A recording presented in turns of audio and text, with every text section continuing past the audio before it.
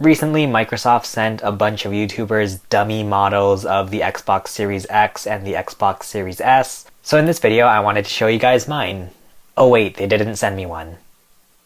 What is up guys, my name is Chase and let's talk about the Xbox Series S and the Xbox Series X. After pretty much all of the details about the Xbox Series S got leaked, Microsoft decided to announce the Xbox Series S. My guess is that they pulled an Apple and did some artificial leaking, but that's just a theory, an Xbox game theory. And overall, with the Xbox Series S and the Xbox Series X, I think they did a pretty good job with it. The Xbox Series S was revealed as the smallest Xbox ever while also delivering next-gen performance. It's all digital, which means that you won't be able to use discs with it. It offers some similar features to the Xbox Series X, and they modeled it after a McDonald's drive-thru speaker.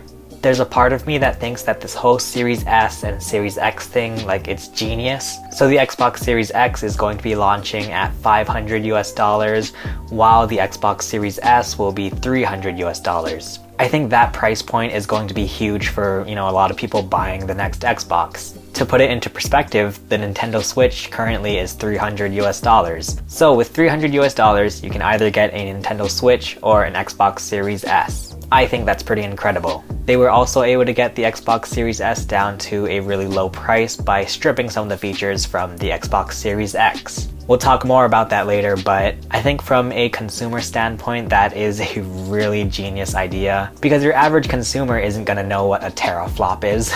All they're gonna see is that the Xbox Series X is $500 and the Xbox Series S is $300. And in terms of competition, we still don't really know where the PlayStation 5 stands. I do not think they're going to be able to have a console at $300 US. Because as of now, all we know about the PlayStation 5 is that there's going to be one with a disc drive and one without. I don't think that's going to warrant such a big price difference as we're seeing here with the Series X and the Series S. We'll see what happens, but I do think the Series S is going to be the epitome of the budget-friendly console. So what I'm predicting is that you are going to see this huge demand for the Xbox Series S over the Xbox Series X. But of course, we as nerds have to take a look at the differences in all the tech specs with the Series S and the Series X. And this is where I think that there is some problems with having the Xbox Series S and the Xbox Series X. From a marketing standpoint, I find it very difficult to see how they would market both the Series S and the Series X. If you watch the Xbox Series S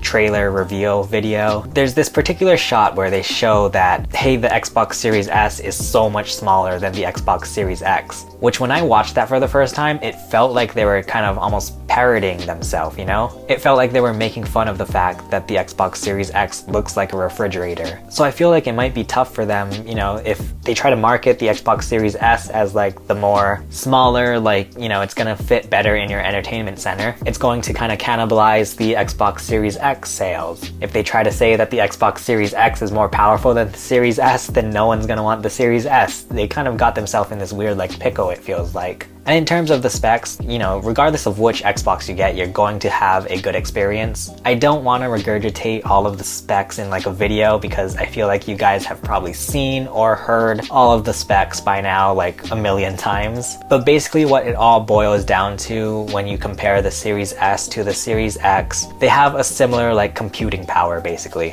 But where I think you're going to see the most difference between the Series X and the Series S is mainly in graphics. In very basic terms, the Series X is about 3 times more graphically powerful than the Series S, which I feel like is kind of a fair upgrade, It's similar to what we see today with the Xbox One S and the Xbox One X. In fact, it pretty much feels like they modeled both the Series S and the Series X after the Xbox One S and the One X. Also, can we talk about how ridiculous these names are? I'm sorry. It's at least becoming a bit more streamlined. They have S and X to sort of differentiate their different consoles and whatnot. It's simple for us as nerds, but I feel like, for the mom who's going to buy Timmy his first Xbox, she's gonna be confused as heck. Anyway, the last thing I do want to talk about, as far as the S compared to the X, the Xbox Series X comes with a 1TB SSD, while the Xbox Series S comes with a 500GB SSD.